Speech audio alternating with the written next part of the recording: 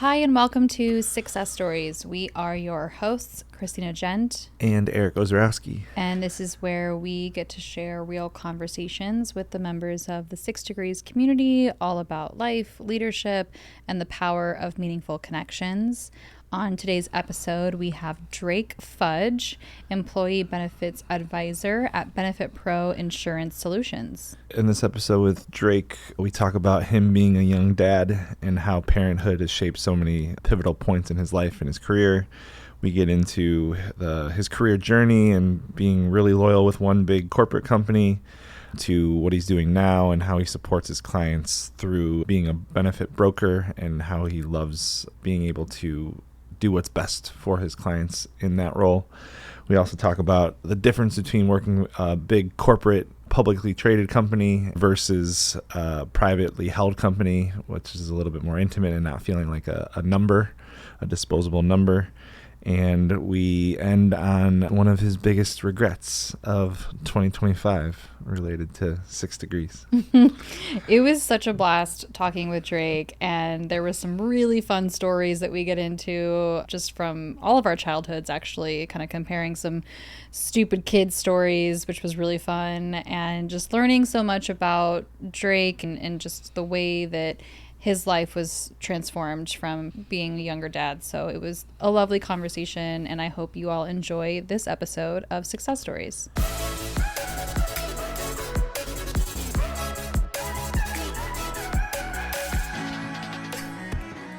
The way that we typically start these is same way with the groups, is with a check-in. Yeah. And so I think for a check-in for this conversation, what's one positive thing for each of us that's happened so far in 2026? It's still new. Okay. We're 14, 15 days into the new year. Yeah. What's one big positive? I'd say for me is my son had baseball tryouts on Saturday. Yeah. And How old is he? He's 7. So I got a 5, 7, and 21. And so 5 and 7 are playing baseball, but this was, tryouts and assessment. Let's see how they do. And he really liked baseball the last 2 seasons he played, got really good in season 2, but he hadn't played for a while, soccer season. And so it'd been a little bit. And the week prior, we didn't really have a lot of time to practice. So like kind of nervous on how he would do. And he crushed it. So, he went out and just looked really good. And so that was like a big win of just, I was nervous about it for him, because he's like a perfectionist, he's he's an overachiever. It would have like eaten him up had he not done well, and he did. So that was cool. That's It was tryouts. So did he make the team? We don't know TBD? yet. We'll find out in a couple of weeks because they have like makeup tryouts. Everyone will be on a team. It's just really more of like an assessment. Let's see where everyone's at so that the league drafts fairly. Like not one team is heavy that comes in and just crushes everyone else, Got it. type of thing. That's wild. Tryouts at that age. Yeah, 7 years old. Yeah, and they kind of talk about it quite a bit. This isn't a tryout. It's just we just want to see where everyone is so that we can. But like all the coaches are lined up in the outfield, like watching, and I'm like, what? Feels like a tryout. Okay, I remember. Yeah, we had similar. Mm-hmm. But less of a tryout and more of like a showcase of where is everyone? Who's the number one draft? My first ever time trying out for I moved around so much as a kid that I didn't really have a stable way to be involved in some sport, or I actually really liked dance, but I did try out for the basketball team when I was in, I want to say I was in like 6th grade. And that was legit a tryout. There was only so many people who were going to make the team, and I was very much cut the very first day. Oh, man. Christina was not made to play sports, and especially not basketball. Well, and what was it? Did you know that day? Like, did you go in and go, oh, wow, like that? I did not do well. I walked away from that being like, and it was such a big deal because I didn't have my physical, and there was all these things that I didn't have. And so like my mom had to take off work, and she's a single mom, and she like very much went out of her way to make it happen and for me to be able to try out for the team. And so then for me to legit just walk away being like, nope. Yeah. That was a really big humbling bummer. moment. Yeah. Whoops. Okay, so back to the check-in question. 2026. I mean, I just can't stop raving about our new hire, Sammy. She's just incredible, and I'm super excited for what that means for us and everything. And already I just feel like, so now we've gone through bringing on 3 different people, all just very different human beings, right? Just how it is growing a team. And so for us and for me to really experience showing up as a leader and how to even navigate training and everything else, which is just been a lot of growth for me in that department too. So that is a really, really huge win for this year already. Mm-hmm. Yeah. For me, I don't know if you were there today when we talked about, but so I'm back into running the last week. It feels, I have some personal goals fitness wise that I want to see what I can do. Yeah. And it just feels good to be back in. It's a clunky back into it, but at least you're back into it. I'm back into it. I'm kind of flopping like a fish out of water back into it kind of thing, where it's like I'm running, but it's not when I want to be. It's like today I'll go home and run at night and I'd rather be doing it in the morning. But the positive is it's happening. Yeah. It's a win. You're doing it. Yeah. Yeah. It's a huge win. Yeah. Yeah. Okay, so wait. So you said, I heard 21-year-old? Yep. So how old were you? 20. You were 20 years old. Yeah. So in like a lot of ways, we grew up together. Yeah. You know? It's still wild. I remember him graduating high school, and that same year is when David, my 7-year-old, when he started school, he was going into kindergarten. I'm like, I don't think I engineered this right. You know? One leaving, one starting. Like, you know. Like, wait a second. Yeah. Didn't do that right. But yeah, so I was 20 years old when I had him. So yeah, like not even 21 yet to go out and be wild and do all that. Do you feel like you still had some of the wildness years, maybe even before to the 21 of legal, but like do you feel like you still got some of that? Oh yeah. Okay. Yeah. I started really young. Yeah, like I got all of it out of the way for sure before. Yeah, I didn't feel like I missed a lot. I got a chance to experience a lot of it. So he's 21, so he's older than you were. Yeah. Than when you had, like, can you imagine him being a dad? No. No. At 21? No. Different time, obviously. Yeah. Yeah. And like, I remember calling my mom to tell her that she was going to be a grandma. You know, I was living at the beach down in Mission Beach, went out on my steps and called her. And like, I thought about that of like, what if I got that phone call right now? Like, I'm not ready to be a grandpa. Like, what? Right? Yeah, like we'd have, you know, we've had a lot of conversations about it. Dude, don't do that to me. I'm not ready, you know? Yeah. Neither are you. Yeah. What did, to be 20, what impact did that have on your life? And, right? Obviously a huge responsibility to have a kid at 20. Yeah. Man, it's interesting. So I think for me, my son, Dominic, who's 21 now, he like in a lot of ways kind of saved my life, I think. Yeah. I started really young, experiencing, you know, the whole party scene, and I never met my real dad growing up. So I kind of had like this chip on my shoulder of like, oh, if I ever become a dad, I want to be the best dad that I can be. Yeah. And once that happened, it really straightened me up. It was like time to like figure it out. And also like a survival mode of like, just you find a new gear. It's funny, and I've had the conversation with a lot of people over the years who are, you know, getting ready to have their first child, and like, man, like, how do you do it? You know, seems, you know, so overwhelming. There's so much, and it's just once that happens, you find a new gear. You can't explain it. It's like something in your brain's unlocked that wasn't there before. It's unlocked, and now you have this superpower, dad strength, if you will. Dad you know, strength.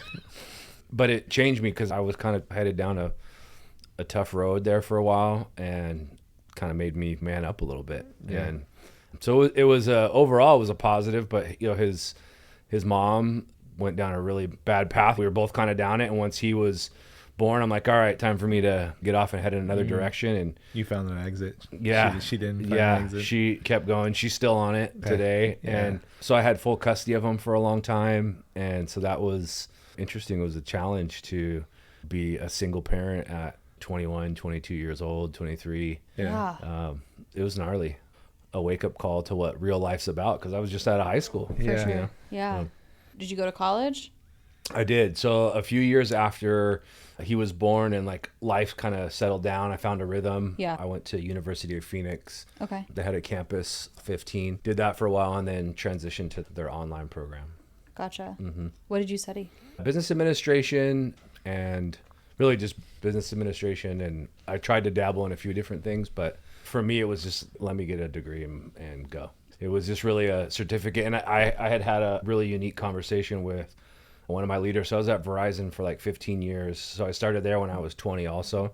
One of the leaders there, he's like, there was something I had applied for. And he's like, by the time someone gets to me and I'm looking to interview people, the stack of resumes that I have, everyone's going to be good.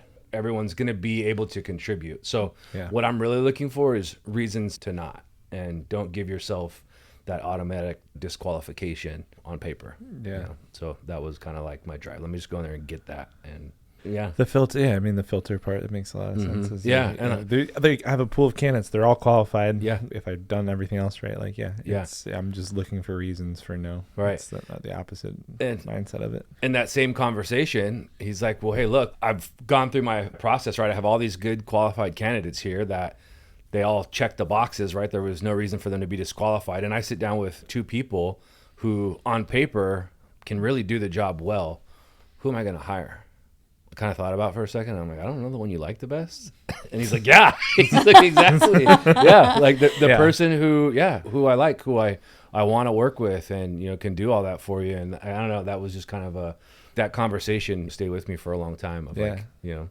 Well, yeah, if all things are equal on paper, right? Yeah. It's literally black and that paper is the black and white part. Is the difference is personality. How much do we get along? Would I see you at my dinner table? That all of those kind of more subjective, right? It's like, well, why do you like Drake? I don't know. Yeah.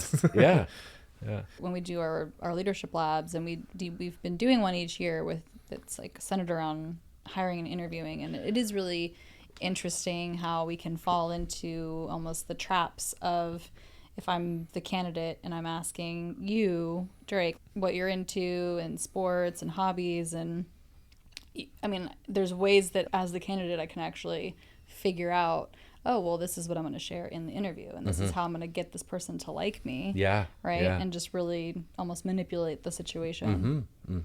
It's easy to fall into. If someone's coming up to me and telling me how much they love Kansas City Chiefs, I'm like, okay, we're best friends. Like, of course, my head was, right? You're Like, from Kansas? The moment I find out someone's from Kansas, I'm like, all right, we're best friends. Yeah. Let's hang out. It doesn't take much. Most people don't know how to interview. It's fun.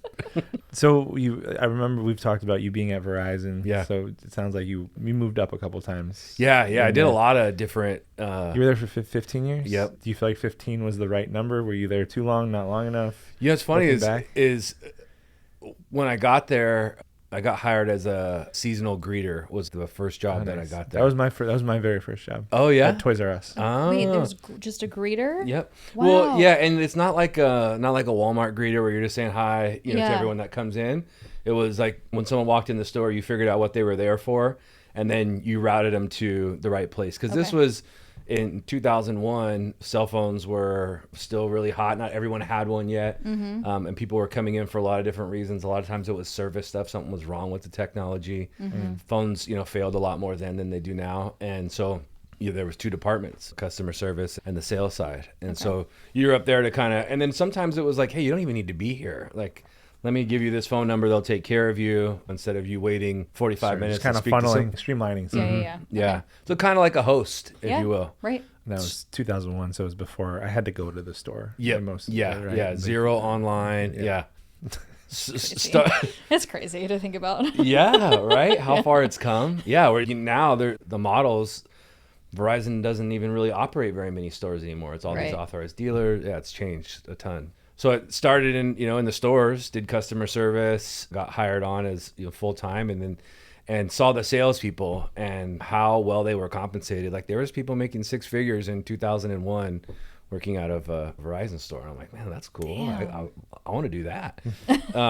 So did that, and then managed a store, and then managed a collection of stores, and then went over to our business channel.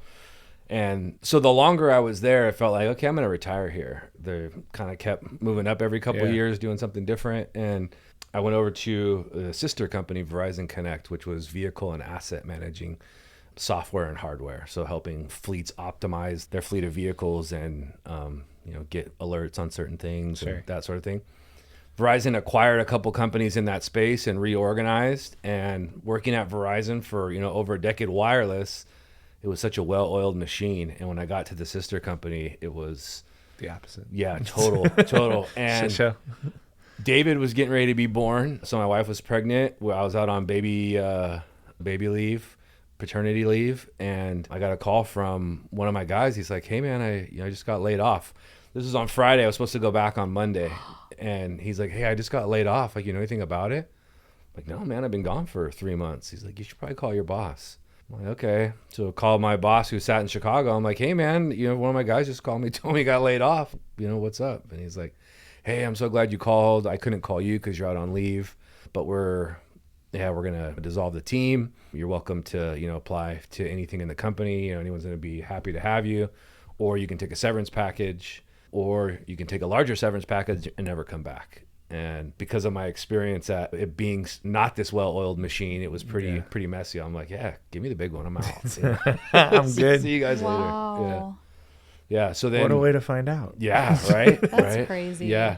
And then came back and because I was still out on leave and I had more leave. So I'm like, "Well, hey, before you terminate me, I'm going to take the rest of my leave." And they're like, "Yeah, you're right." And so I went back just to pick up some stuff as still an employee, and had learned that one of the guys that was on my team, his wife worked for the organization. They were both laid off at the same time. They had kids. I'm like, "Oh man, this is messy. I'm out, for sure. See you guys later." And yeah, so it was enough to answer your question along with yeah. I was like, okay, I had enough, and it really was kind of grew up there too. I'd been there 15 years. I started when I was 20 years old, so it was really the only job that you had in that time. Yeah, it's cool to have the movement within the company to get different levels of experience. What was the reason to move to the sister company? What was the why behind it? Was it just a better opportunity? Yeah, so when I had gone to our B2B channel, we had a campus here in San Diego up in Sereno Valley, and that team was it was somewhat of a newer solution, so it was just really growing. And the guy who I spoke of earlier, when him and I had that conversation, he's the one. So my whole career at Verizon, I wanted to be a district manager, manage a collection of stores. Yeah. And once I had the opportunity to do that, I hated it because it was 7 days a week, 12 hours a day.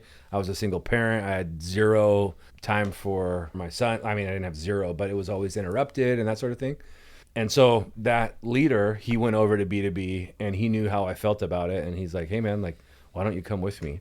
So I went to B2B with him, and then our sister company joined us in Sereno Valley, and there was just all this growth, and they came knocking on the door, said, "Hey, we want you to lead a team of people that are going to support this one product across the East Coast." So then I, went in at 6 and got out at 2, so it was kind of cool. And so it was really just a move for me to strengthen my resume, do more within the organization, and what I was doing in B2B was kind of like what I'm doing now. It's just, going out and helping companies, and this was an opportunity to lead a team of people and learn about a new product and kind of a whole new industry, because that product was really exploding. So. Yeah. Okay, cool. Mm-hmm. What would you say is the biggest thing you learned? So corporate, that's a big... Yeah. Verizon's a very big, well-oiled machine. Yeah. What would you say is the biggest takeaway that you had from being there for a substantial amount of time? Man.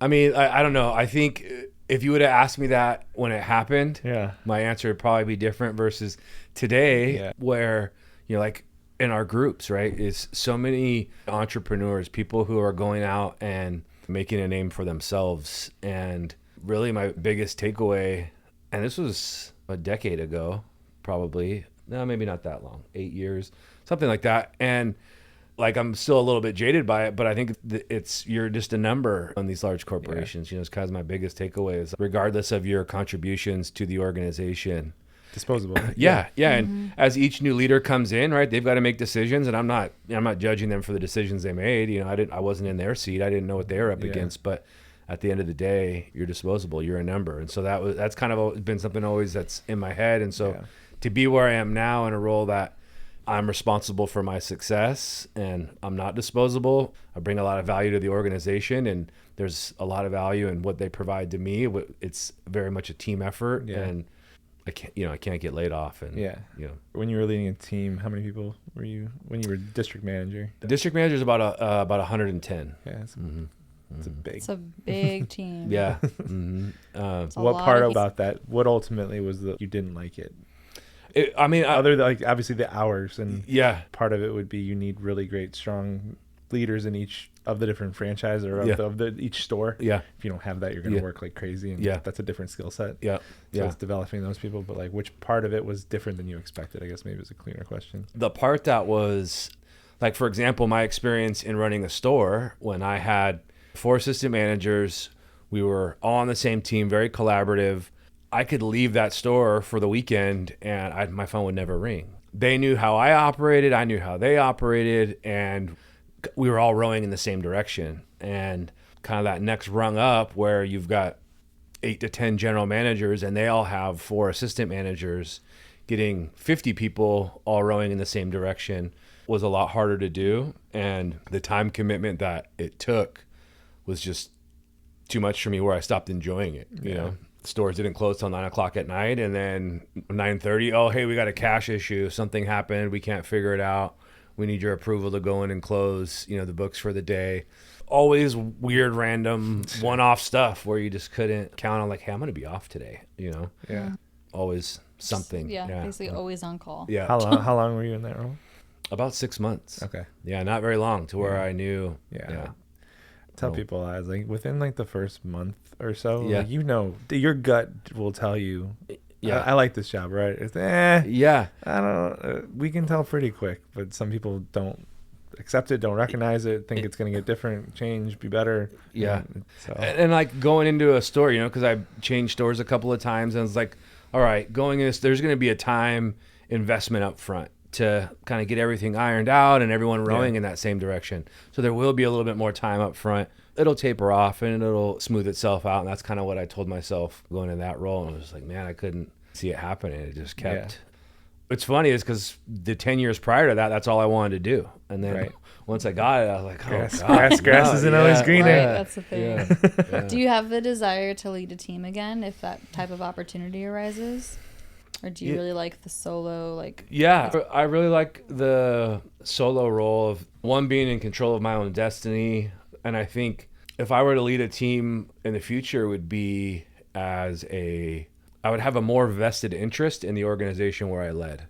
So whether that being part owner or more invested, where I couldn't find myself in a situation where someone above me said, hey, it doesn't make sense for Drake to be here anymore. See you later. Yeah, the mid-level management role doesn't make sense. Yeah. And in the industry that I'm in, it's, oftentimes people want that leadership role because it's a promotion, which equals more money. And then they have, more ambition of, hey, I want to impact more people. I want to lead more and more and more. But I think at the end of the day, a lot of it is income related, of they want to raise, and the type of role that I'm in, I can provide that to myself just through hard work. And I don't have to rely on others to execute that hard work. I can just rely on myself. I think at the end of the day, I'll probably just settle in as a benefits advisor and is this the path going forward? Do you feel pretty confident? Because we were 15 years at Verizon, and since we've known you, 3 or 4 different companies? This is my fourth. 4 in the last 8 years. Yeah. Right. Yeah. But what's interesting is, making the transition to Paylocity and doing people software, because I was just doing vehicle and asset tracking software. There was a lot of overlap, and I'm like, oh, okay, like I see this. I'm just helping people optimize their fleet of humans versus a fleet of vehicles. Like, okay, I can do that. Yeah. How well oiled of your fleet of humans is how well is that running? That's actually awesome. I like that lingo.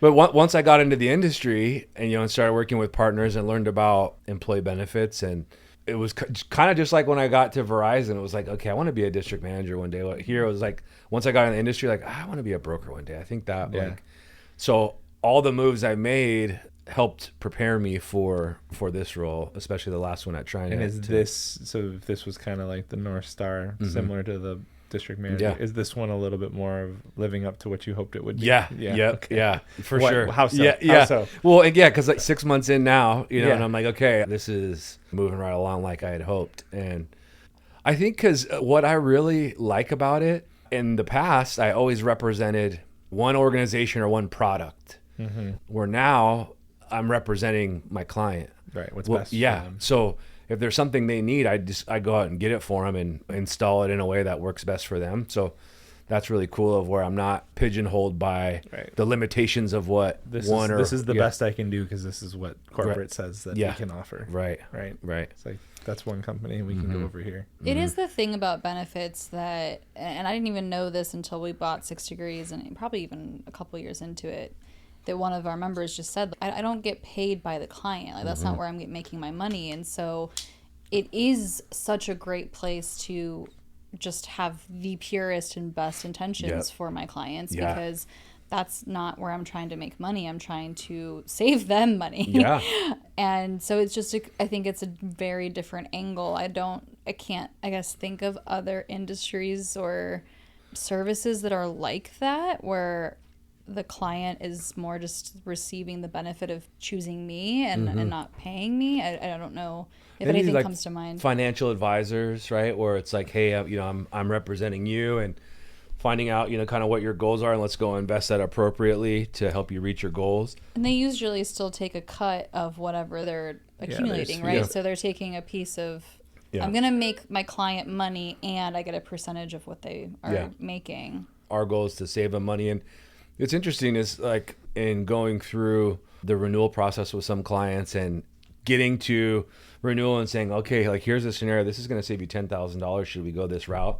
Going into that meeting thinking that's probably what they're going to want to do, and say, you know what, no, let's stay put. I don't want to disrupt our organization for $10,000. And that has kind of blown me away a little bit. Like, wow, good on them, because it wouldn't be that disruptive, but it was just more Right. like, Well, yeah. So it's like in the grand scheme of things, it's so insane to think about $10,000 and that being like, well, yeah, in the grand scheme of things in a business, it's kind of nothing, right? Yeah. But then if I think about $10,000 and if I just put that in my bank account right now, I'm like, oh, hell yeah, that's a lot. It's a good chunk of change for Christina. Yeah. It's wild how relative to things. Well, 10 grand for a company that has, I'm guessing, at least 20, 30, 40, 50 employees, right? Like, yeah, they're about 20. 20, yeah. So 10 grand is a fraction of what they're paying. That's a fraction of their payroll. Yeah. Right. Yeah. And if that's a good chunk of change, and what's the cost benefit of we save it here, but how does that impact morale? How does that impact the benefits that are being offered and the frustration that maybe that some people need? Like, there's so many other factors. Yeah. And that's where like the money, it can. But yeah, for you on the outside, it's like, oh, we're gonna save them 10 grand. They're gonna love this. And they're gonna, whoa. Right. Maybe. But it's actually not worth it. It's worth. It would be worth more to them than to not save it. Yeah. And, but I would imagine being able to have that conversation with a client and come to the table with, here's the options. Yep. Here's what we can do. Like, that's what is gonna build the trust. Yep. Yeah. Right? You're exactly right. And that's where I really see it of like, hey, we went out, did our due diligence. These are all the avenues we can go. What makes sense? You tell me. And that's what's really cool about it is freedom of, it's I'm not representing just one carrier. Hey, we're the best because we'll approve this or that, or so that's what has been the most, I guess, eye-opening for me is or I guess what's pulled me in the most is truly being an advisor versus representing one thing. Yeah, no, I love that. So it's early-ish, and I'm always like, I always think people forget we all started somewhere. Yeah. And so you're building your book of business. Yeah. What's been in the last 6 months the best experience you've had with a client that maybe it's a savings, but like or just early on, like what's a big win that you've had at this stage? Big wins, I think, just, professionally getting my feet under me, getting going. Like, I met with my boss last week and we were just reflecting on 2025 and he's like, how did you think it went? And well, I was able to bring on, a client a month, and he's like, what? Like, he didn't even know. And but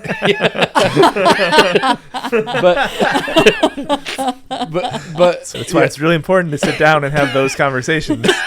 So what is it you do here? Well, I brought in a client a month. Wow, really? Well, and I think it's what's so cool is I think hopefully Derek, if you listen to this, don't get mad. But the intention behind them bringing me there was it's a long-term investment for them, and me coming on, and so they're not watching every move that I make or there's just a lot of freedom in what I'm doing. And also, the groups I'm bringing on, they're not record breaking yet, right? So that's probably, they haven't got the attention. They haven't moved the needle all that much, but they've all been really good learning opportunities for me, of like, how does this carrier handle this? How does that carrier handle that? Right. And so it's been a good spread of learning across all of those. So I think like biggest win would just be my exposure to the industry as a whole through all those transactions and interactions. And then also in coming over, they gave me a book of clients to, do renewals on and that sort of thing, which has been really good exposure to understand how that all works. So that process. Yeah, I'd say just the biggest win so far has just been my exposure and a little bit of success and getting after it. The cool thing too about where you've been before here, even like starting in payroll, is I can't imagine that you don't have some super solid referral partners, because there's a lot of turnover in these industries, both payroll and insurance in general anyway. So I can't imagine that anyone's just, F this guy, he left us and blah, blah, blah. I think most people would be like, no, that's my homie. And I want to refer him business. And so coming from payroll and going into benefits, it's hell yeah, I like set myself up for success to build these relationships and then have that going forward. Yeah. And one of the things that was really cool in at Paylocity and TriNet was working through the broker community. I worked with so many different brokerages, and knowing when I got into the industry, this is going to be where I wanted to go. Yeah. I was always shopping. I was always doing my homework with each of these brokerages when I went into them and met with them of, okay, how do these guys operate? Where do I want to put myself in the future? And an organization like Benefit Pro was right there. Well, and that's probably a good, so you coming from corporate and some of the bigger ones in town or just in general, right? And probably that experience too of like, this feels a little bit closer to corporate. So let me go to a place that is a little smaller, more boutique, more intimate, more personal to San Diego. And I could see where that's really smart. That's really smart of you. Yeah, that was the draw, like there's zero restrictions. There's no, you have to go to serve, just these types of clients. It was, free reign. Go. Which could be, fortunately, unfortunately, could be great for certain people, could be not so great for other people. Yeah. Do you feel like the way it's set up for you, how is it beneficial for you at this point? You've been able to learn more, probably faster that way. Yeah, and I think even at Paylocity and TriNet, they're really large organizations, 5,000, 7,000 employees, and here we're a team of 15, and we're an in-office organization, so I see all my colleagues every day. Yeah, that has been really big for me, and just being able to go over and knock on someone's office door, like, hey man, how do I do this, or what's the right way to do that, versus like in the remote environment, I got to team somebody. Hey, you got a couple minutes? Oh, probably this afternoon at 2. Right. So the collaboration happens a whole lot faster. And the CEO and the president of the company are the ones that hired me. They're the ones that interviewed me. So being a lot closer, they're just so much more nimble to do new things, try new things. Also, every company I worked at was publicly traded, and you see how that impacts decisions. Yeah. Where here we're locally owned. We don't report to anybody, or I do, but they don't. So like decisions are, clients are always put first, and that shows, I think, in our reputation in town and our reviews is just, we're always doing right by our clients. And that is really cool, really refreshing for me to see and be a part of, just because I haven't before. Yeah, I'm sure it's just a different change of pace from what you've experienced with these bigger companies. Yeah. What's interesting about your world, and there's a few other industries that are similar to this, but you get to help. So there's no cost. Like, so if I have benefits, I'm changing my broker of record. There's no cost to do that. Right. I'm actually not paying you anymore. I can have everything the same, and I like Drake, so I want to work with Drake. That's unique. And I think the other thing that's unique is the more that, if you have a client, these 6 that maybe they're not breaking the bank yet, but the more that you can actually lean into those 6 and figure out ways to unlock their growth, unlock ways that they can help grow their business, grow their team, that funnels back to you. Right? So if those 6, I don't know, they sound smaller in terms of employee count.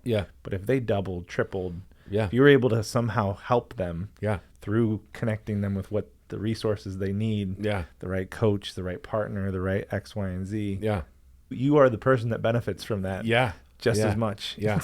Yeah. So it's a really unique spot in that world. And there's a few other industries that are similar to that, but you especially is like, I want to help your team. I want to work with great people that care about their teams. Yeah. How can you help those 6 grow? Because if you can do that, they become your biggest fan. Right. Like it's, it's it's counterintuitive. Like you have 6. How do you double down and go deeper with those 6 and still doing the outgoing stuff? Yeah. And then balance that to a place where it's whatever yeah. the number is, right? One of the things that was really cool, one of those clients that I brought on came to me from one of our existing clients that was, assigned to me and coming over. And for first call, we got on there with the client experience manager, and she was a little spicy. And I called her after, and I'm like, hey, like, I want to make sure we do this right for you, this, that, and the other, and got things straightened away for her. We ended up moving her carrier to, save her some money and broaden her network. But 2 weeks later, she called me and she goes, well, hey, my business model is I run the books and administration for a whole bunch of medical practices. I really like the way that you operate, and I'd like to move all of my clients to you as these renewals come up for each of them. So that's where one of those groups came from. So it was like, Amazing. great. Yeah. That's Yeah. incredible. Just good old fashioned customer service. And that's really what our industry is just taking really good care of people. And so that, if I could reverse this, like rewind maybe 10 minutes ago, I would say, maybe, That's the thing. yeah. It's a very like high compliment of someone be like, I just got off the phone with you. You know what? That went so well. Yeah.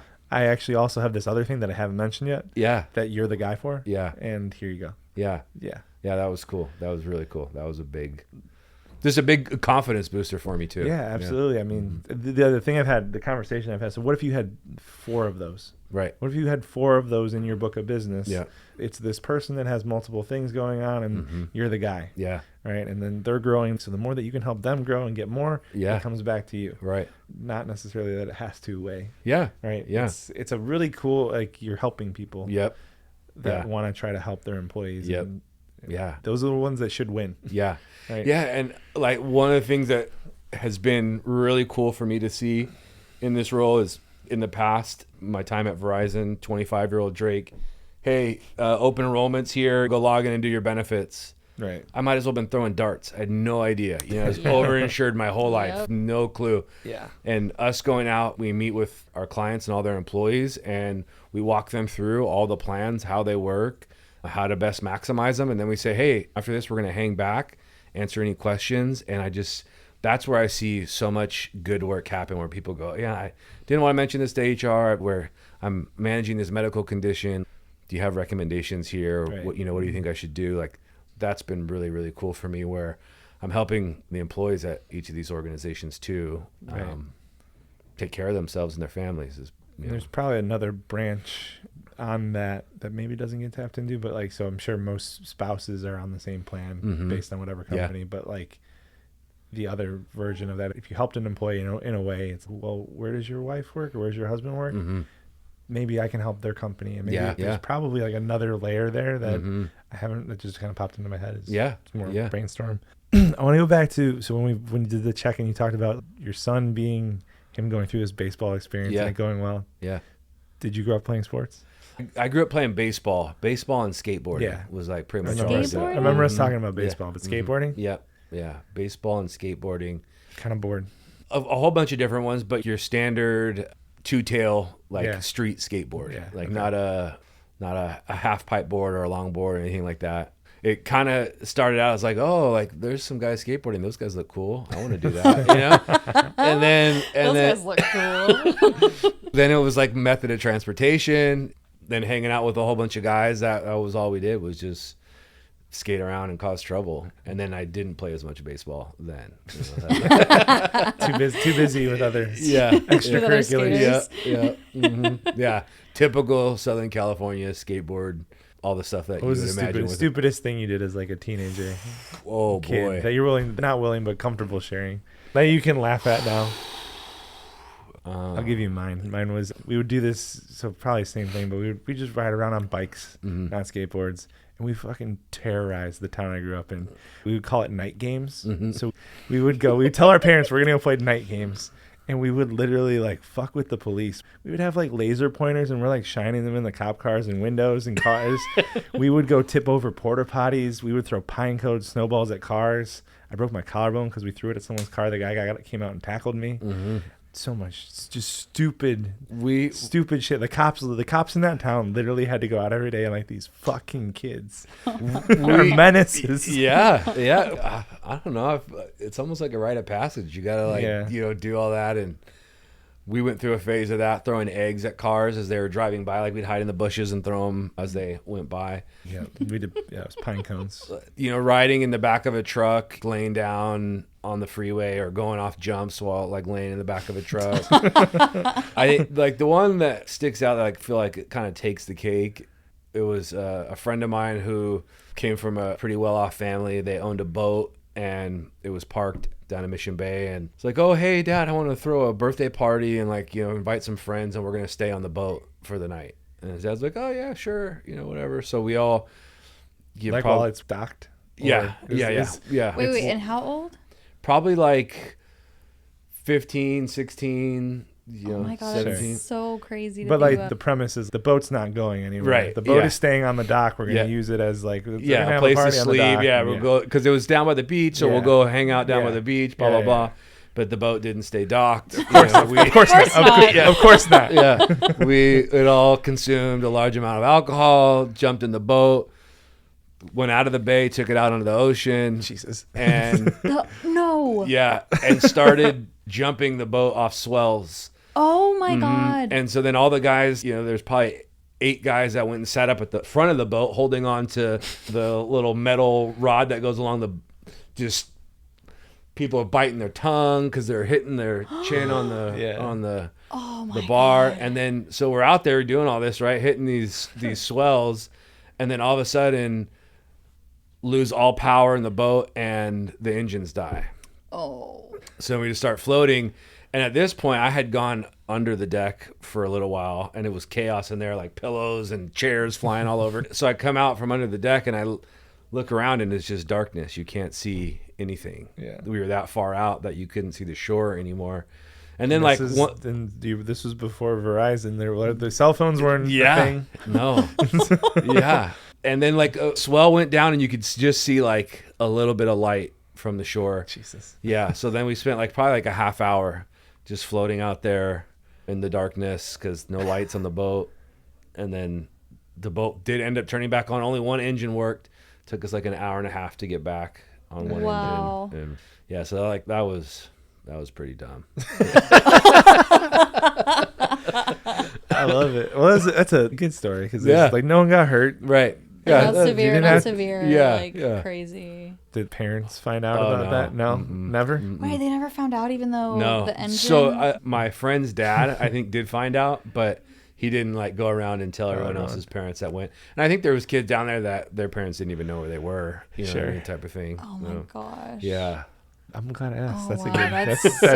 That's just 15, dangerous. 16, but like it's the fucking ocean. Yeah. Yeah. That's right. Like that's like we're drowning. That's right. that's crazy. That's crazy. Then like thinking back. Yeah. You imagine like say something bad did happen, and someone's parents get a phone call. Your son drowned in the ocean. Like what? Ah! I didn't even. What do you mean? Like yeah, he was supposed to be at Jimmy's house. How you end up in a in a boat? Why is he in the middle of the ocean? They can't find his body. What? Yeah. Oh man. Yeah. Is he kidnapped? That's crazy. I think about this a lot now. When I was growing up, there weren't as many fenced yards. It was very like open, and it started happening where there were more. When we would actually do like night games, we would play like jailbreak and stuff. But we would literally run through people's backyards in the middle of the and lights, like motion sensor, like dogs would go crazy. If anyone was just like watching, it would. I think about it a lot. It's like this fucking kid just, and then 3 more run after him. Yeah, it would be like out of a movie. It probably scared a lot of people. Oh my God! They're laying in bed. I'm not even thinking about like someone that's like a little bit older that has a heart attack. You just killed Granny. Right. But yeah, it just wreaked havoc on our neighborhood. I was too much of a goody two shoes. I didn't really do a whole lot. One story I haven't told on here yet that I thought was hilarious. And it reminded me when you said that you terrorized the cops. So when I went to high school, we were in this like tiny town. It was 1 square mile. It was so small. So the cops, I think, were just so bored in our town that they would have any reason to do Get some something action. like Yeah, action yeah. in any capacity. Well, I think that's what we were for that time. For It's like, them, yeah. So one of the big things people would do is break into the pool, right? That was just the thing to do, is break into the city pool. And because of that, like, we know that the cops are circling that area so much. So we were like, well, what happens if we park our vehicle in a place that looks suspicious, like we have broken into the pool, but we're just going to sit in the car and just see what happens. Oh, that's And a good so idea, actually. Like, it good entertainment. actually was really hilarious because this cop, we saw from the moment that the cop spotted the vehicle, and we're like, oh shit, okay, they see the vehicle, and then they like turn off their lights, and then they like floor it and go right up to the as close as they could get to the fence of the pool, and then like turn their lights on really bright and like flash it into the pool. And we're all just like sitting in the van like cracking up laughing. Gotcha. And we're like, Idiot. like, yeah, look at this idiot. And then Honk at him. had this walk of shame and like come up to the car, and they're just like, what are you guys doing? Why are you parked right here? We was like, it was 3 of us girls. We're just hanging out. We're just chit-chatting. We didn't want to be at home with the mom and blah, blah, blah. But he was so pissed. Like, He so, like knew it was you guys, but couldn't prove it. he was so like, mad. He's like, you ruined his. He probably like lived for that. He's just busting people in the pool. It's like Yeah. he got like the indoor, like all I the know I'm adrenaline close. spike. Yeah. I'm gonna Yeah. fucking get these kids. Yeah, that was a You really ruined his. good You ruined his memory. joy. Another really good dumb one just popped in my head.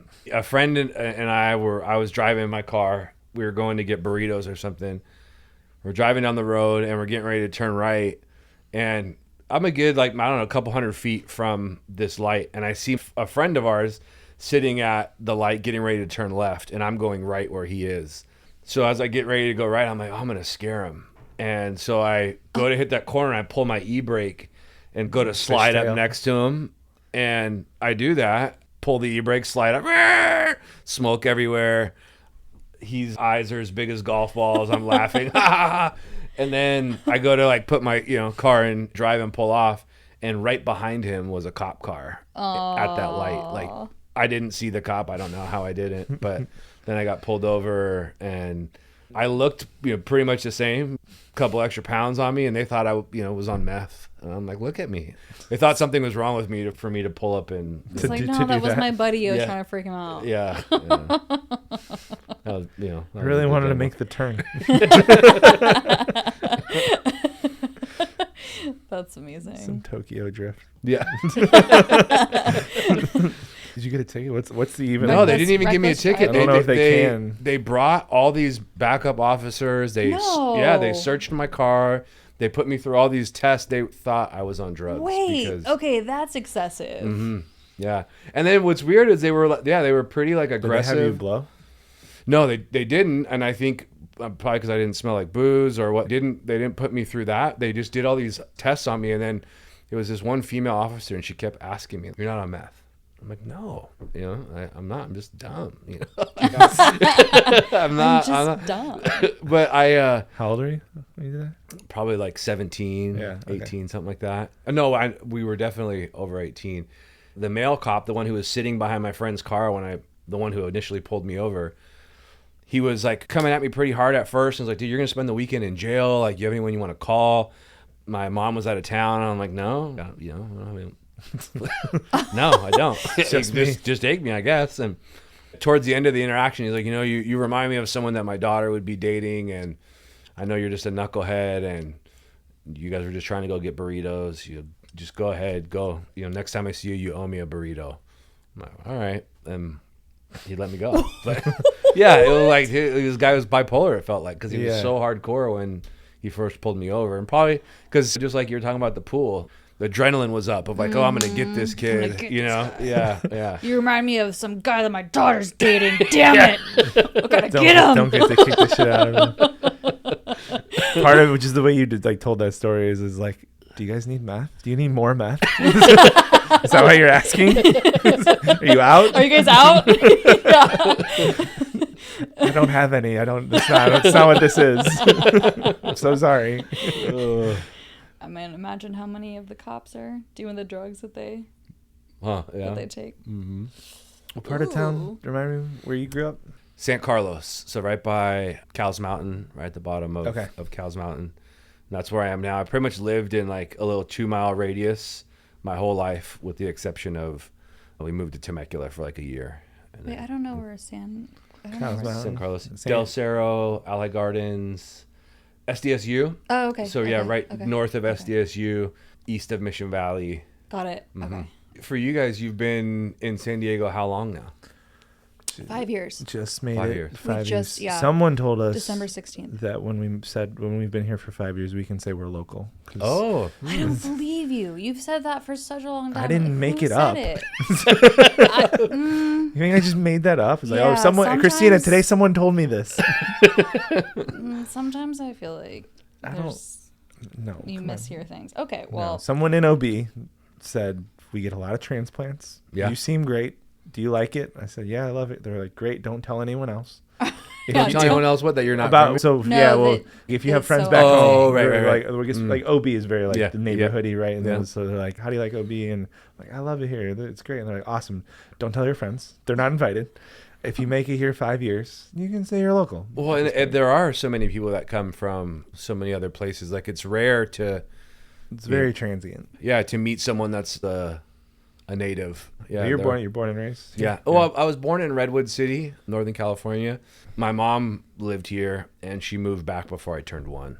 So, in your guys' 5 years here, have you been in kind of the same area the whole time? Yeah, we've been same building, same spot. Oh yeah, same. I don't even know that we could leave if we wanted to. Yeah. Like, we moved out here. Part of it was we landed. We were like, we want to be by the ocean. Let's go be by the ocean. Yeah. We spent a whole day coming from Chicago, big city. We're like, I don't know. Like, we should go downtown and check it out. Maybe that's the vibe. And went to a couple places, and I don't know. There's a handful of places that didn't have refrigerators. Maybe it was a couple, but that was a whole thing. Yeah. Someone told me it's kind of table stakes. The places were super, super small it was very pricey, and it quickly just walking around in the downtown area, it just didn't feel inviting. It didn't feel homey. It didn't feel like walking around in Chicago. Like, it's a very walkable city in Chicago, so it just felt very different. And then that same day, we were like, okay, let's just go find a place by the ocean, get some food, and just kind of regroup. And we went to THC and OB, and we're like sitting on their rooftop, and we look around like, why the fuck don't we live here? Yeah. This is a good little spot. This is where I want to be. Yeah. Then we started talking to some people that live there, and like, they're like, well, actually, it's super tight. So like, you won't even find most of these places online. You got to go like walk the streets and make some phone calls. Interesting. It was a different. So we were just visiting when we did that. We had a wedding in Florida. So we were up in Oregon. We were living in Oregon. Oh, really? We were trying to figure out how to get down here, because when we left Chicago, literally packed everything up that fit into 2 cars, drove across the country during the pandemic.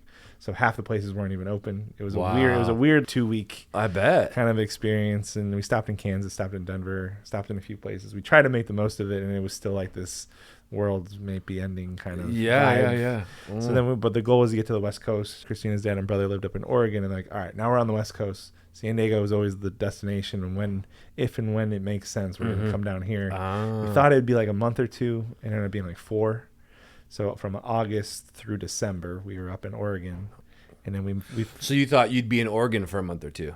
Yeah, we thought it'd be a little bit quicker. It'd be faster there. We were waiting until something popped up here that made sense and that was in our price range. And so while we were up there, I had a friend get married in Florida, so we had a chance to come down here. And I had been here. We had been here one other time, but like, all right, let's try to get a lay of the land a little bit better and kind of understand like where we want to go. We did that trip and kind of learned the OB thing. I was like, okay, it's somewhere around here. Again, we wanted to be by the water, and then I had a bunch of like notifications set up on like hot pads, and someone posted, and like 10 minutes later where our current place was, I'm like, this sounds great. And it was one of those things where when we moved down here, Christina was laid off collecting unemployment through the pandemic. I had a job, but it was like a job through another job. So my W-2 didn't really add up. Mm-hmm. On paper, it seemed sketchier than it Yeah, was, kind of thing. I'm yeah. like, no, it's like, this is a legit thing. But you said the company's name is this. Why is it this? One of those situations. The owners were they took a chance on us. Yeah. Because we're like, we have a bunch of money. It's just not really coming in right now. And got lucky with just the place where we're at. They've raised the rent a couple $100 since we've been there, but it's pretty good. Yeah. Especially in the last 5 years. I mean, it's been pretty minimal of raising it. And honestly, like from where it started, anytime we've shared, they're like, that's all you're paying in rent. That's insane. Mm-hmm. So definitely super lucky. And I feel like part of them leaning in and trusting us, even though just money wise, it definitely didn't look like we had any income. They're from Kansas City. Like they live in Kansas City. And so I think that there was like this trust of so Midwest, I'm also from Midwest, Kansas and huge Kansas City fan and everything. So I think that helped with them saying, okay, like, yeah, you guys are good to stay. So when you guys got this place, you mentioned coming down, going to OB, having lunch or whatever it was, and like, why don't we live here? Did you guys go back to Oregon and then we're looking for places? Right. Yeah. So that was more like, oh, this is the area we want to be in. Yeah. And then we finished out the wedding trip that he mentioned and we go back up to Oregon and then that's where he had all these notifications for these different places and kind of zeroed in on this area specifically. And so when that one popped up, like, I mean, he jumped on it within 10 minutes. At that point, we were like, all right, it was like on a map. It was like, here's the 3-mile radius and here's the price point. And I had all these different sites of just like, tell me when anything in this pops up. Yeah. So it was, we very much kind of just knew what we were looking for and it made it a little bit easier. Yeah. So yeah, we've been in the same spot. That's cool. I would at this point, like 5 years is, I think you said, Christina, like the longest you've lived anywhere consistently. Well, yeah, and that's Which even is crazy. a crazier point for me. So that's the longest I've ever lived in any particular city, but this is the longest I've ever lived in same place. home, the same place Same ever. building. Because even when I've lived in places, my longest stint would have been in high school because it was middle school, high school. So 7th grade all the way through high school, I was in Lindsborg. But even when I was there, we lived in at least 3 different places. Maybe 4, but at least 3 that I can remember. So this home that we're currently in is the longest I think I've ever lived in any home, like ever. Really feels life. like home. Yeah, it's crazy. You mentioned kind of living in the same 2-mile radius. How many times have you moved within that 2-mile radius? What's funny is the street I grew up on that my mom moved to, I think when I was 4, lived there until I was like 17. We moved to a different place, but in San Carlos. And my grandparents bought a condo on that same block. And so then when I was 21 and had Dominic, I moved back to that street and lived there until I was 35. So I lived almost on the same street. Yeah, most of my life. So yeah, I probably have moved 6 times, 7 times. Okay. Yeah, not that many. And growing up next to SDSU, like right across the freeway, I spent a lot of time over there as a youngster. Like people, oh, did you go to SDSU? And I'm like, kinda, in spirit. I didn't go there, but I lived it. Yeah. Oh, that's funny. Yeah, that's interesting because I'm definitely like 30 plus moves at least, minimally. Like I'm more similar to you. So I grew up in my mom had the same house for 31 years, and that was home. And then pandemic happened, she moved to Denver. My sister had kids, and she's like, well. So for you guys, what caused you guys to zero in on San Diego? Why was San Diego? So Christina had grown up moving around a bunch, and so 4 years in Chicago, she's like, I'm ready for the next thing, and she's just like open to it. And I had come to San Diego in 2014, 2015. It was like a long weekend trip with my mom and my sister, and we came. So the hotel, restaurant, everyone I ran into were like, I'm so sorry. You picked the worst week. It was drizzling. It was like 65 and like drizzling in March. And I'm just like, it's blizzarding in Chicago right now. Like, this is great. I'm in swim trunks the whole weekend, and everyone I literally probably 15 people were like, I'm sorry. You missed it. We can do better. Yeah. Is how everyone treated it. Yeah. And I was just like, if that's true, if this is the worst that it gets, if this is as bad as it gets, which is what everyone was telling me, like, where do I sign up? That was the only time I had ever been to California. So most people in the Midwest and Chicago, when you hear California, it's LA, Yeah. and San Francisco. Like Right. San Diego's not really on the radar. Yeah. So I don't know what it was that my mom wanted to come here, but yeah, we stayed at the Hotel Del. Because when my mom does vacations, she doesn't do them often, but she's like, "This is Yeah. we're We're doing gonna do it right. We're gonna do Yeah. we're gonna enjoy it." She was really great at that. So it was a couple of days at the Hotel Del, and I'm like, this place is great. There's parts of it that reminded me of Chicago. And then met Christina. I was like, So I'm down to move. wait, I'm ready to move where you want to go. I said I'm San like, Diego, and I was like, okay. yeah, you didn't really know much. No, I didn't. I didn't. At that point, I was like, sure, why not? It looks warm. Yeah. And at this point, I can't imagine it being in the U.S. I can't imagine living anywhere else. Yeah, that was my next question. It's like, yeah, are you? Denver, I don't think I could live there permanently, but I have family there, and I do like the mountains. I like that aspect of Denver. There's probably other places that I could fall into and convince myself of, but weather-wise, which is the number 1, 2, and 3 reason to live here, that I wanted to move. Yeah. It's funny talking about moving. So the only time that we left San Diego is we moved to Temecula for a year. And we moved to Temecula because it was like bigger homes and newer homes. So we were getting ready to have David, and we wanted to have a bigger place. And so we moved up there, and we got there, and it was like, we liked it. I still miss it sometimes, but it just was like, this isn't our forever home. Like this is just, I was on the couch one day, and I just had this crazy idea, and I'm like, dude, there's no way she's going to go for this. So I'm just wrestling with this idea. And if you knew my wife, you'd understand why I kind of felt like this. No, she's not going to go for this. So I went over and I was like, hey, what do you say about us selling the house? We'll get a big truck and a fifth wheel, and we'll just go travel the country for like a year and a half, stay in all these different cities, see if we fall in love with something. And I'm like, just no way she's going for it, right? You lived in the house for a year? Yep. And so I asked her, and she's like, yeah, that sounds like a really good time. Like, what? Let's do it. And I'm like, wow, okay. So went and bought a big old truck, big diesel F-250. We went shopping for, fifth wheels. I was going to get a remote job. This was before COVID, so remote jobs weren't super common. And yeah, let's just go cruise. We had David. He was, a few months old, 6 months old or something. And then Dominic, and like, we'll put him in an online school, and that way he can travel through the whole summer. And then when school starts, he can do online class, and kind of had this whole plan mapped out. Put the house on the market.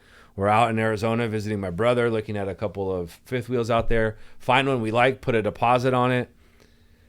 Get a call the next day, hey, we got an offer on the house. We're going to sell it. Cool. So we get back home, and I ran out to the store or something, and I come back, and Jasmine's like, hey, I'm pregnant. And I'm like, oh, okay. Well, I guess we can't do baby well visits while we're traveling the country. Like, we kind of have to like hunker down now. What are we going to do? We just accepted an offer on the house. Are we going to like just go back on that? Like, so you didn't get to go?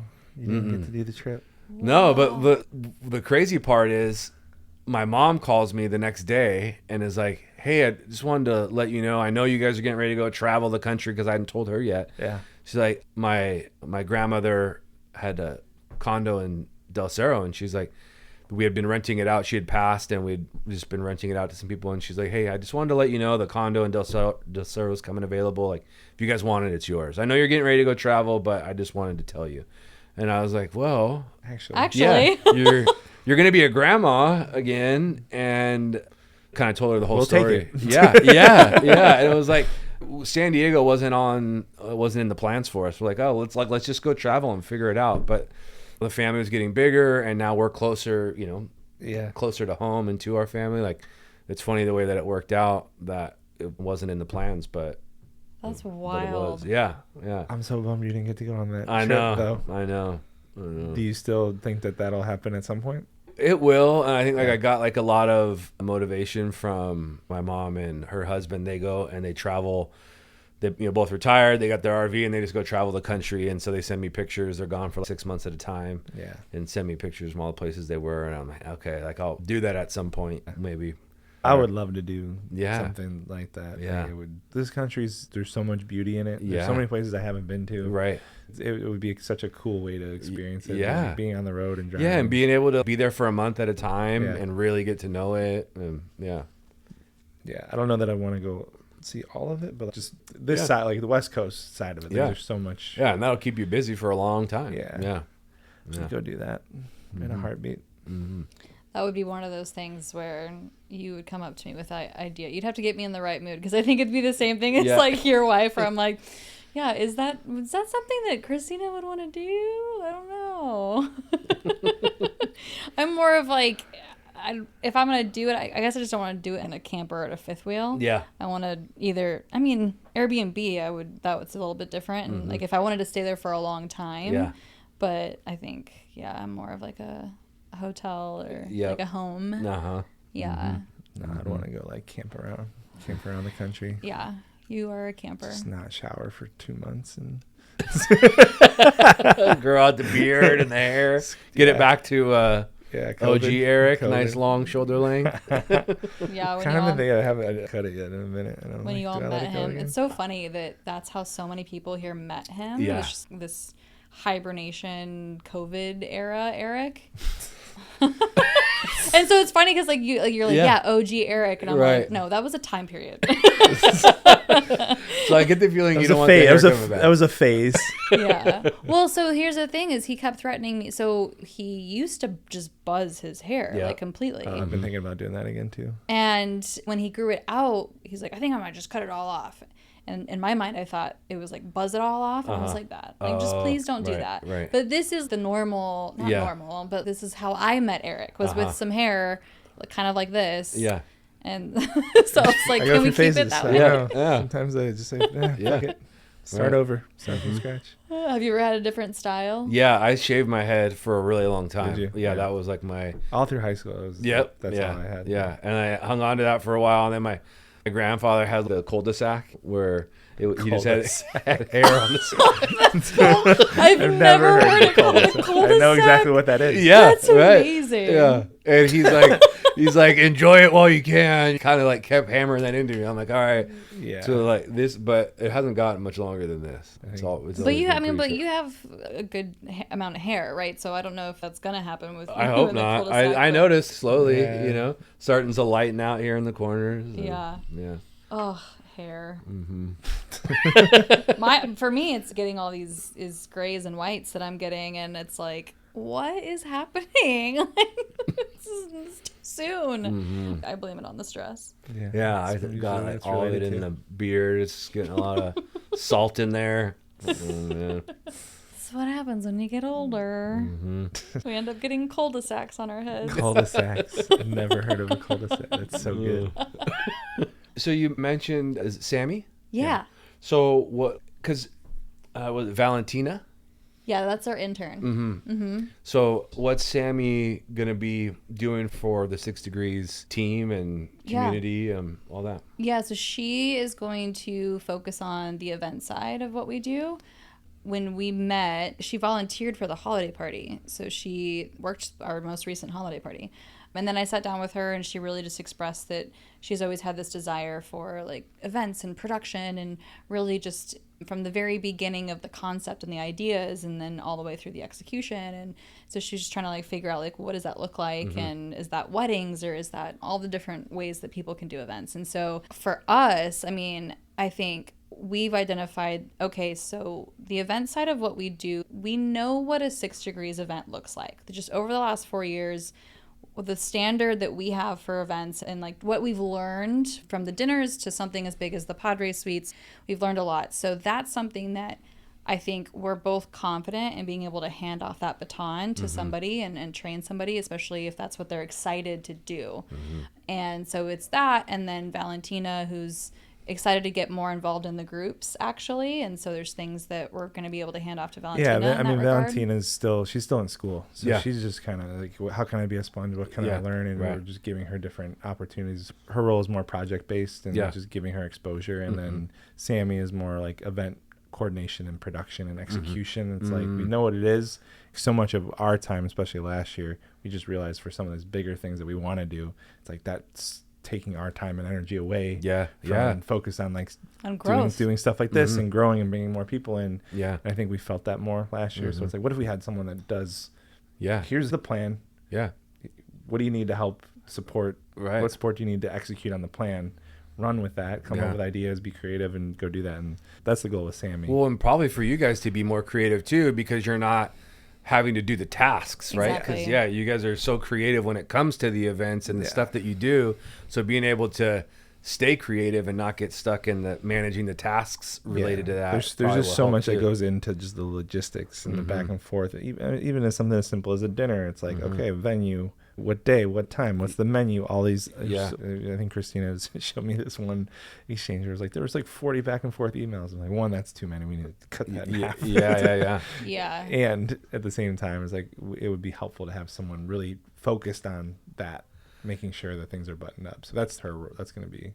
I gotta say, one of my biggest regrets of 2025, I really feel like I just lost sight, or not underestimated, but I guess forgot when you guys mentioned the Padres game. I'm like, oh, cool, like they're gonna have a suite at the game. Like, oh, I had gotten an invite from TriNet. I had already left TriNet, and they were like, hey, we're gonna have a suite at the game, and I'm like, oh, they were there that same day. Yeah, I'm like, you guys are gonna be on chill. Like, oh, maybe I can just go to both, stop in and say hi.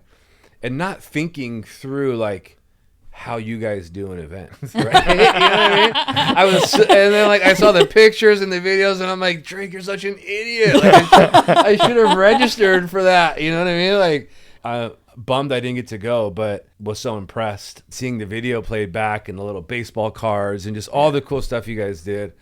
I'm like, man, like I really screwed that up. Like that was a really cool event. I felt, Yeah. Also, I mean, there will be more, but that was probably one of the best examples. Is like when we do something like that's what we want. Like, those are the things that I want to do. Yeah. We've had a lot of people talk about like, oh, we'd love to have you. Like, you guys did happy hours, and they were really great happy hours. I don't want to not do happy hours. I just want to do the Padres suite with baseball cards personalized for you. Yeah. That level of something when we do it. Yeah.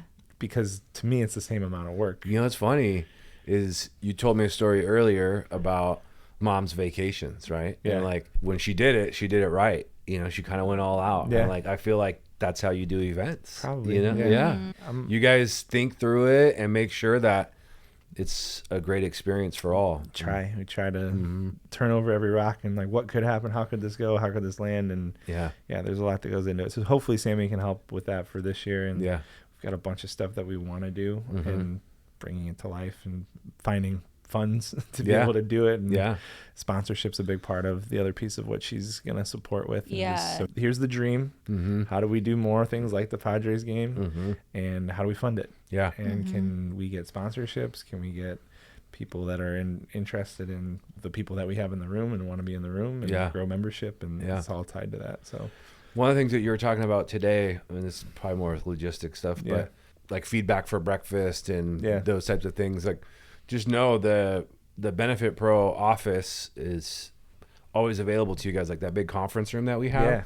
Like Lambert is like, bring people to it. Tell people to come use it. Like, so if you guys, or ever want to plan something in Mission Valley, the only time that it's used regularly is Friday mornings. We have a group that comes in and uses it, but other than that, it's always free. So awesome. Yeah. Okay, cool. Thank you. No, that's good to know for sure. Maybe I'll come pop by just to take a look at it and could spark some ideas for stuff.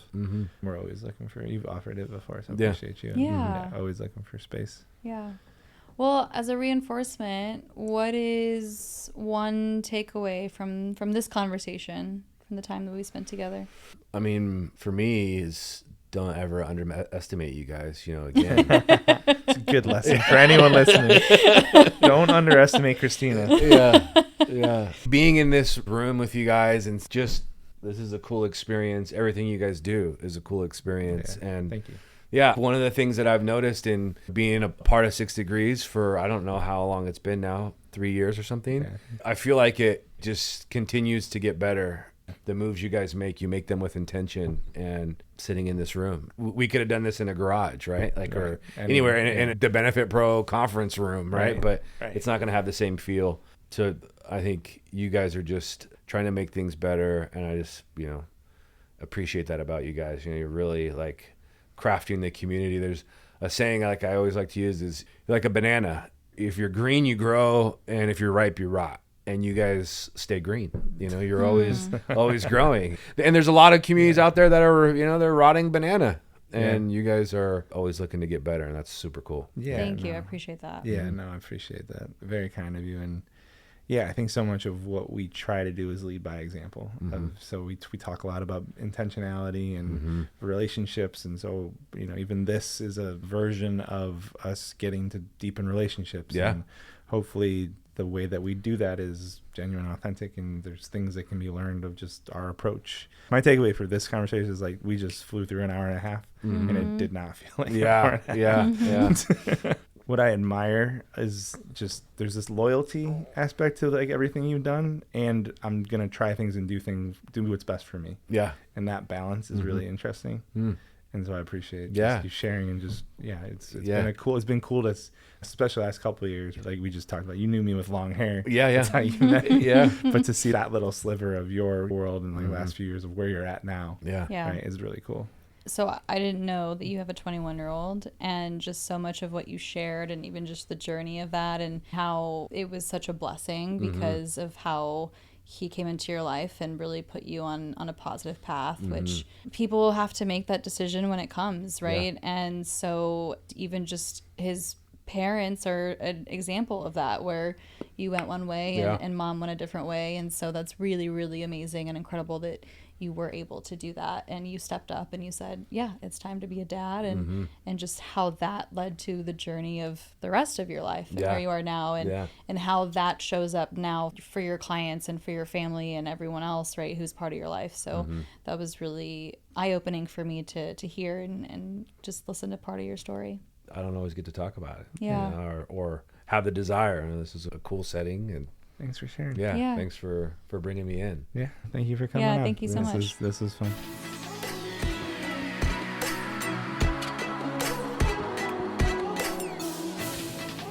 So for Drake's deep dive, I want to mention towards the end of the episode, he was talking about the experiences that we host at 6 Degrees, and a couple of times he mentioned being in this space, and we didn't really identify what this space is for where we record the podcast. So we're at Mic Drop Comedy, and I know that we've said that on a few other episodes, and not everyone listens to every episode, so just wanted to make that clear and provide some context of what Drake was talking about. For those of you who haven't been on yet, this particular part of Mic Drop, I mean, the whole thing is an art installation. So we're in this room. It is purple and pink and cool, and the furniture is all different colors, and it's kind of this, I mean, we make it a little bit more dim lit. So it is a very unique experience as far as what the podcasting world, I think, typically looks like and what people are used to. Yeah, that's probably a reason to have video. Definitely. There's definitely lots of reasons to have video. We'll get there. Or photo, or just photo. We'll get there. So Drake, his not being not being able, his story about nearly going on this year-long travel the country in a fifth wheel experience is our version of that, the tiny home.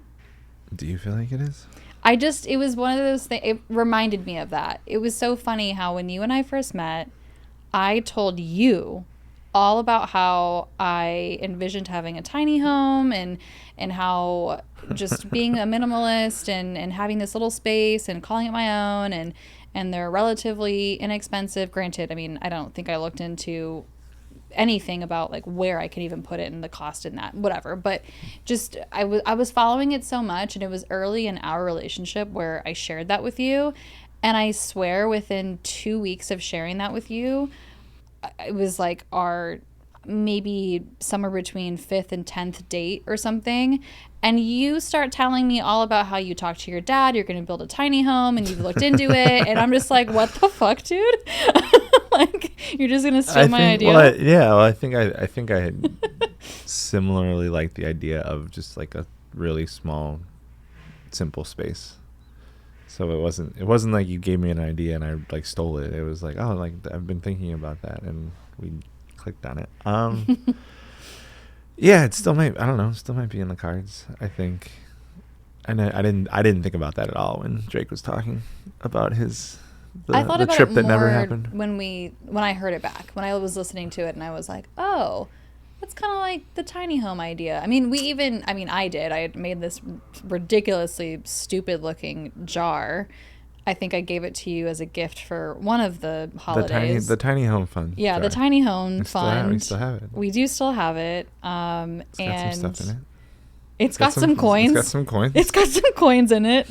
It needs a lot before it can fund a tiny home. But it was something that I gifted you after were a little bit more serious, or at least what I thought was more serious, because your definition was a little different. But I made that as like a cute thing, and it looked terrible. I tried to paint like a little home on it, and it looks insane. You did your best. I appreciated it. Yeah, I think there was a couple of things with that. Like I thought it at the time. When was it? It would have been like 2018, 2019. Yeah. Because I want to say I probably even gifted you that, maybe it was even that Christmas or like that birthday. Like maybe. It was very soon into our relationship. There was something with it where like I thought it would be a cool project to do with my dad. Just the building of it. The building, yeah, like to build, and like it's small. Like it's not. Yeah. It's pretty. There's not much to it, right? It's not, and he's very handy with stuff like that. So yeah. That was kind of more of where the energy, excitement, I would imagine, came from. It was like, oh, this would be a cool thing. And then like I definitely remember like looking more into, like, I haven't even heard the word tiny home in years. No, I feel like it was this trend, and and I've not heard of a tiny home probably since a year after I had said that to you. I think COVID made people be like, no, fuck that. Like, yeah, I need probably. Space. I need as much space as I can possibly get.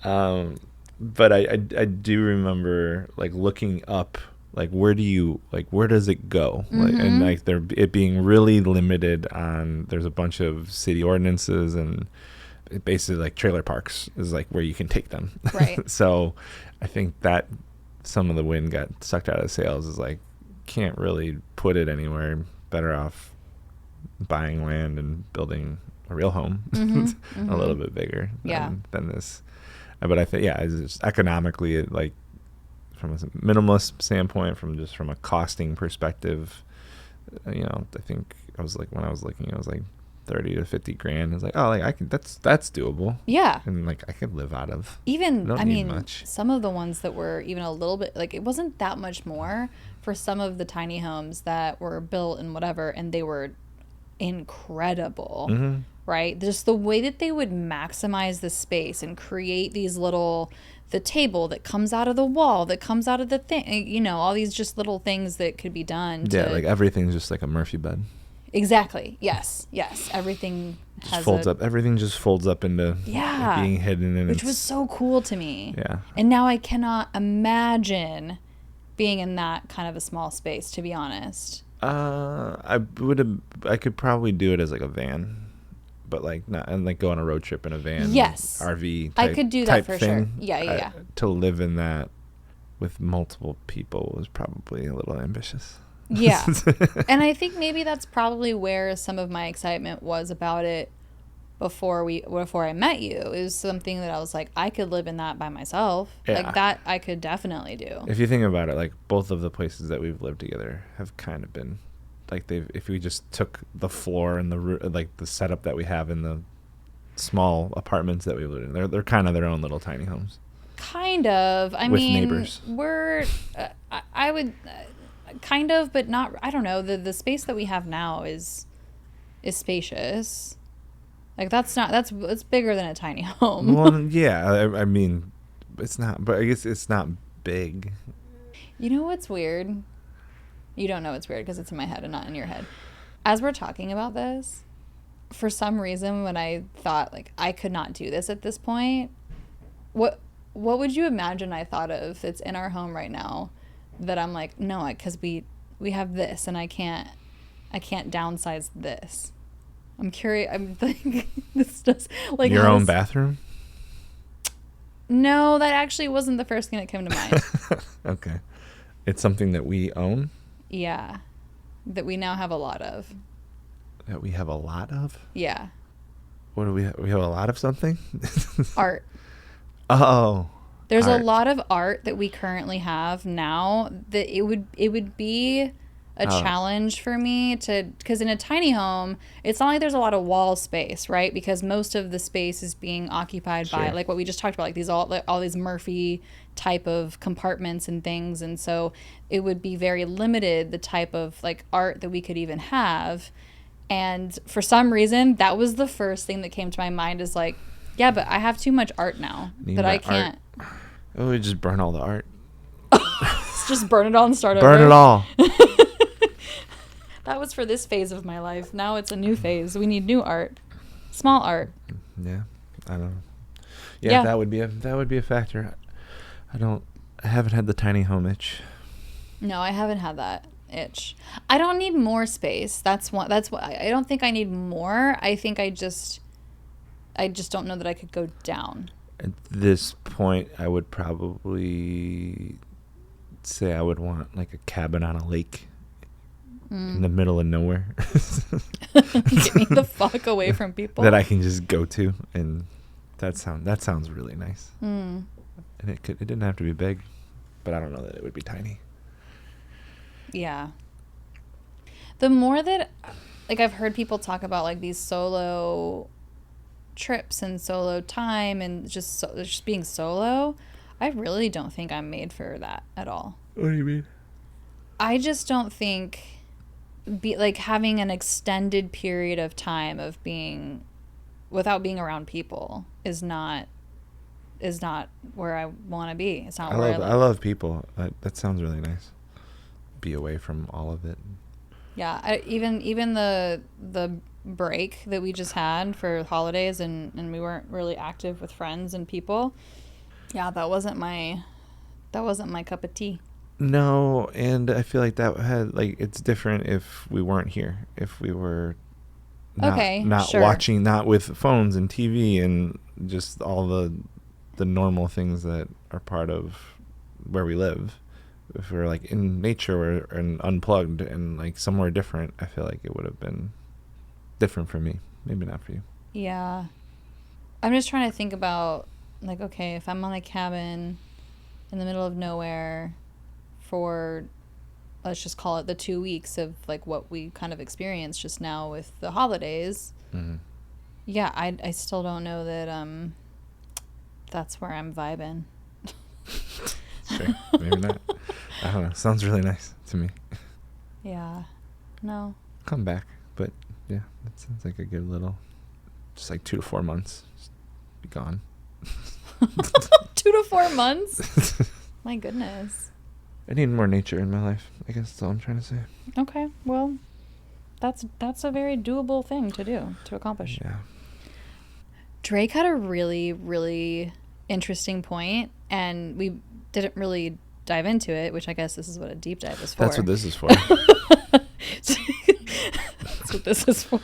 He had several. Which one are you referring to? Dang it. What? He had several. Yeah, one that I think it's never crossed my mind, and I don't know if it's crossed your mind before. He made the connection that your mom would go all out for vacation. Like, she doesn't always vacation, but when she goes on vacation, like, she's going to do it right. She's going to do it well, do the good, like the cool ass hotel. And he was like, oh, so that's kind of like what you do now for your business. Have you ever made that connection before? I'm like my I'm like my mom in a lot of ways. Yeah. So, yes, I would say that that wasn't news. That wasn't like a. You've thought about that before. I've made that parallel. Oh, okay. To the way I do things. I think what's probably more similar and what might resonate more for you, just from conversations we've had, is we have the same level of like, I just want everything to be great. Like, if we're doing it, like, I really want it to go really well. Yeah. And like the expectations that come with it, and like being excited about looking forward to something. I hate the letdown. I hate the letdown more than I like the excitement. That's my mom. Oh my God. This is so true. Now that I'm seeing, like, you just said that, I 1000% have seen that in your mom. And here's the thing for both of you. It's like the experiences have been great.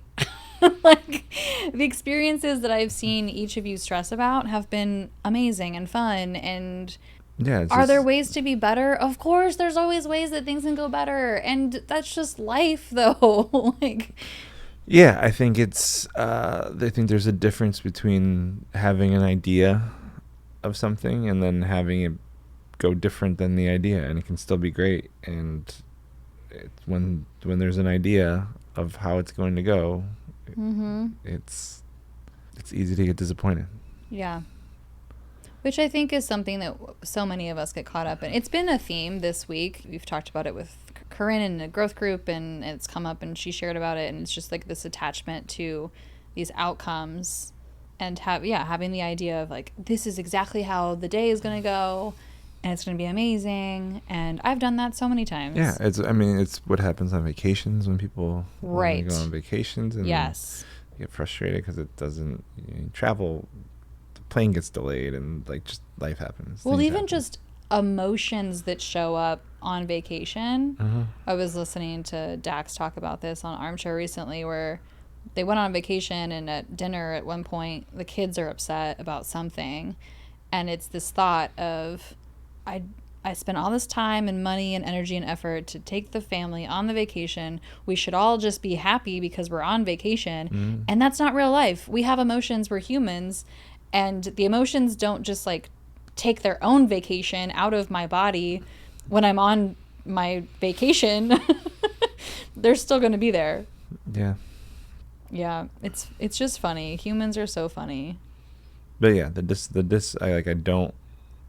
Watching someone be disappointed in something that they're excited about is probably like the worst. It's one of the worst things for me to experience, either personally or like watching it like outside of me. What's an example of that is memorable that you were like, that sucked? There's been a handful. I don't know in this moment. I don't have any in the chamber ready to fire. Sure.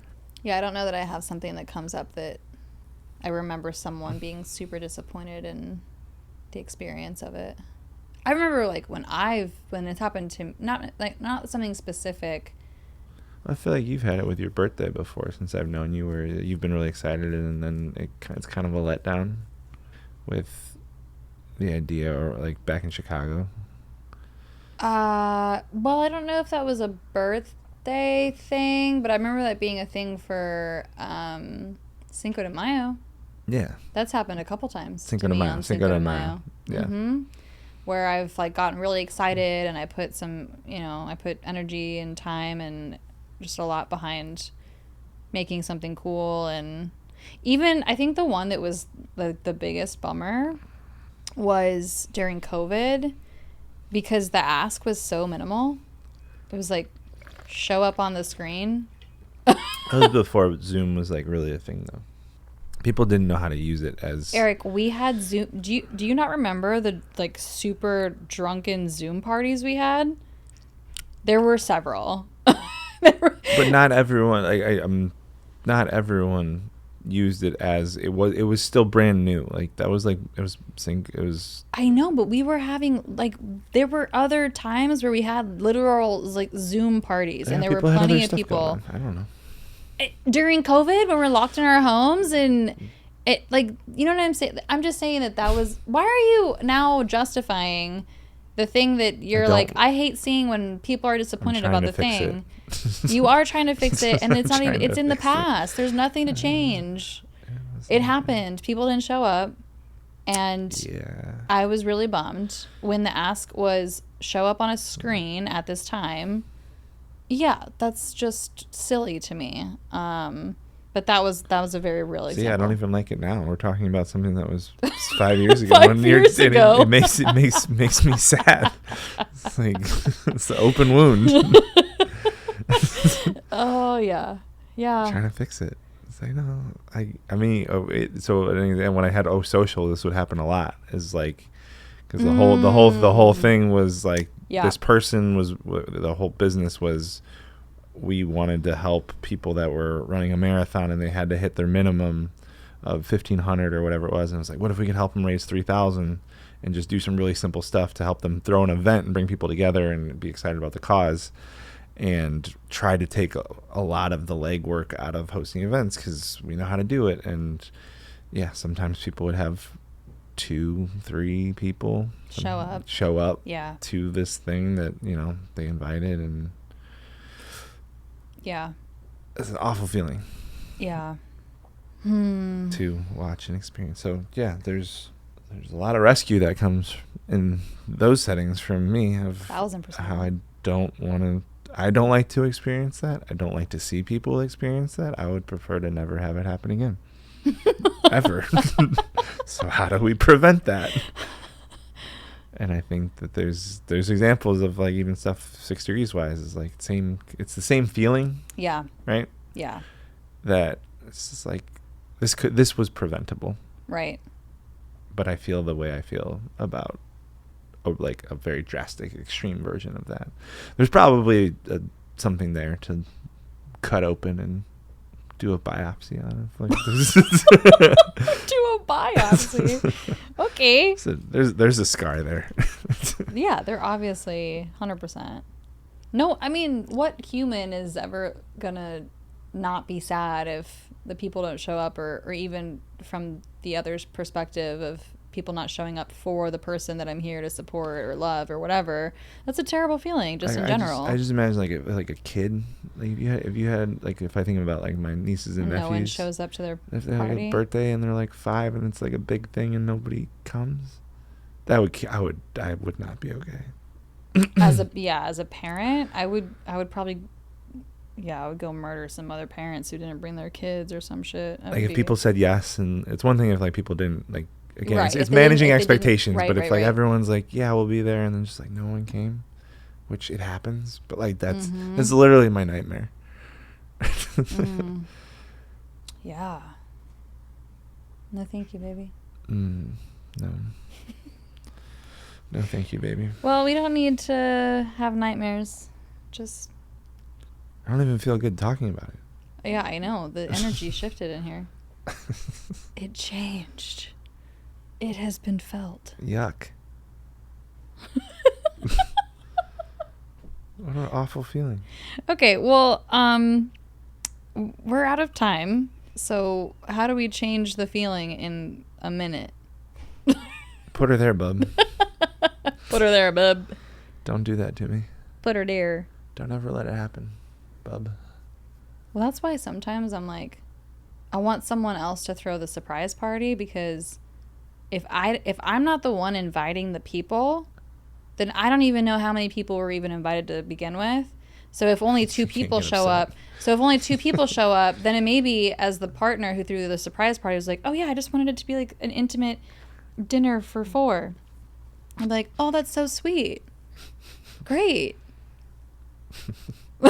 There's no expectation there. Yeah. But here's the thing. My mom has thrown me surprise parties so many times that now that's like the expectation. And it's not. I'm not trying to let myself have that be an expectation at this point, but I have to talk myself out of it most of the time. I have to be like, would they do, like, would Eric do, would he invite the people? Is anyone doing anything? Is it no one doing anything? I don't know what's happening. My mom does it so often that I'm like, Mom, like, please, like, you've done it so well and for so many years, and honestly, she gets really excited, so it's hard for her to keep the secret, like really keep it. Yeah. Like she'll start to really kind of give it away because she starts, like, her smile and her energy, and I'm like, yeah, you got something going on.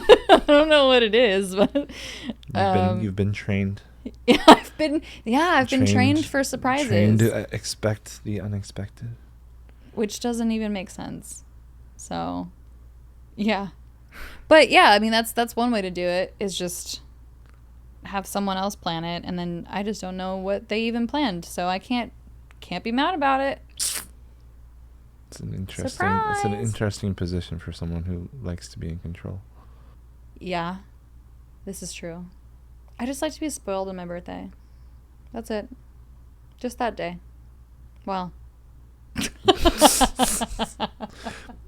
Okay, put her there. Put her there, bub.